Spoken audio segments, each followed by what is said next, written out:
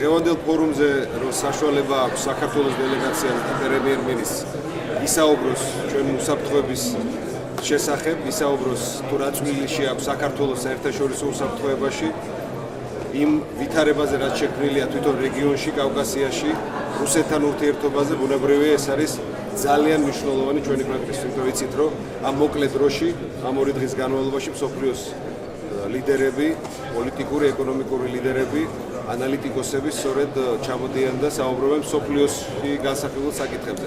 საქართველოს თემა რომ მოხდა აქ, ეს არის ძალიან მნიშვნელოვანი და დიდი იმედი მაქვს, რომ სხვა ორმხრივი შეხვედრებიც, რომელიც დაგეგმილი აქვს პრემიერ-მინისტრს საქართველოს დელეგაციას, ასევე ძალიან წარმატებული იქნება. გვაქვს შეხვედრები ბრიტანეთის, ამერიკის შეერთებული შტატების თავდაცვის მინისტრებთან, პრემიერ-მინისტრებთან, პრეზიდენტებთან, აქედან გამომდინარე, საქართველოსთვის ჩვენი ხმა, რომ გაგონილი იქნება ამ ფორუმზე არის მნიშვნელოვანი.